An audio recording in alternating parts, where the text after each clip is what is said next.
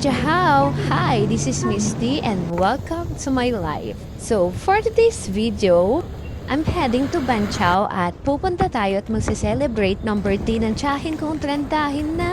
Huy. So, fast forward, nandito na nga ako, nakarating na ako sa Global Mall at nakita ko na siya. Ayan na siya. O, diba? Naka-black si Mayora. Isang dalagang Pilipina. Ay, nakita kong isang babae. Di ko malimut. Since wala nga naman yung tiyan kung lumabas ng bahay, niyaya ko muna siya sa SB para magkape. Wow, no-chismisan lang kami dyan about life, about sa people na ayaw namin, charot-charot lang. So we decided na mag-breakfast muna habang nag-aantay sa mga kasama namin na mag-celebrate. But ending, syempre kaming dalawa na lang kasi yung mga kasama namin, may mga sari-sariling lakad pala. Noon nila dinisrespect yung tsahin kong 30 na. Pero syempre, ganun pa man, wala namang kaming choice kundi celebrate yung birthday niya. And sabi niya, pabor na lang din yun para makatipid siya. O, diba? But damn! Ang tsahin ko, hindi kori. Ipinunta niya ako sa ibang luxury restaurant. Hello, fine dining? Charis! Since sabi niya, dadalawa lang naman kami, kailangan namin kumain sa pinakasosyal na kainan. O, sino ka dyan? So, syempre, ako, tinik advantage ko. Nagpunta kami sa iba't ibang restaurant. Wala kayong ibang makikita sa video na to, kundi pagkain. Pero alam nyo, may chismis ako. Paano ko nga ba nakilala si Dayan? Nakilala ko siya through my friends of friends. So, nagkasama kami sa isang beach outing. I think last year. And ang first impression ko sa kanya, akala ko mahirap siyang i-approach kasi nga, medyo suplada yung face niya. Pero hindi, sobrang bait niya pala. Pero alam niyo ba, na-appreciate ko siya kasi sa mga konting jokes ko, ganyan. Siya yung as in tawa ng tawa, ganyan, na parang siraulo. Charing, ang babaw ng kaligayahan niya, pero ang lalim ng perspective niya sa buhay. Anyway, masyado na akong maraming sinasabi sa kanyang magaganda. Baka mamaya kunin na siya ni Lord sa sobrang bait niya. Namin ng breakfast, nag-decide kami pumunta ng Mega City para magpalipas ng oras at maglibot-libot na rin. And then, picture taking lang kami dyan kasi hindi na kami umorder. Pagkalipas na ng ilang oras, ayan, kakain na naman ang mga walang kabusugan. So, nag-order lang kami dyan ng ramen at gyoza. Nakadalawang kain na nga kami at wala pa yung mga kasama namin. Tapos ang ending, sabi nila, hindi pala sila makakapunta. O, diba?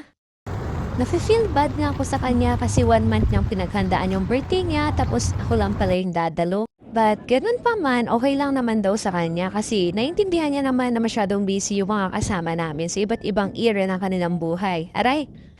So pagkalipas na nilang oras, nag-decide na naman kaming kumain. O diba, puro na lang pagkain. So ngayon, pupunta kami sa Hooters para ma-experience yung view ng 101 habang kumakain. So welcome to Hooters. O diba, ang sasexy ng mga server. Oh, ayan yung in-order namin, steak at pork ribs at salad na. Kasi nga, dapat order kami ng marami dyan. Pero sabi ng waitress, baka hindi daw namin maubos kasi limited nga lang yung time ng pag-i-stay namin dito, which is 2 hours and a half lang. Ito na yung magsisilbing dinner namin. So, nagtiisan na lang kami dyan kasi dadalawa lang kami. Wala kami, no choice. So, yun lang naman ay may celebrate yung birthday niya ngayong taon.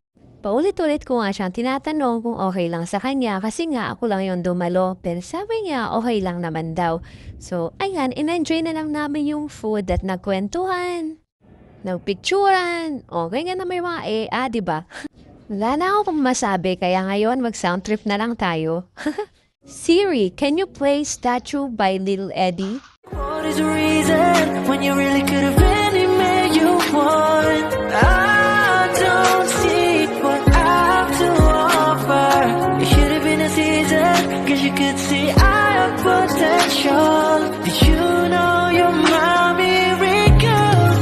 I'm like a statue. 哎呦我的妈！ Asim. That took me back. Each and every time I look alive, statue, stuck staring right at you. After nga namin kumain dyan, nag-model-model muna kami dyan.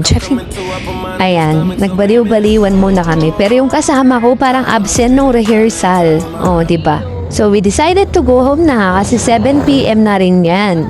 So, may curfew nga akong 7:30. So, before 7:30, dapat nasa bahay na ako. Pero etong kasama ko, bumili pa ng, tsinelas. Kasi nga, nakahil siya kanina. Sobrang sakit na ng paa niya. Kasi bumigat na daw siya gawa ng kain kami ng kain. O, diba? Look at that.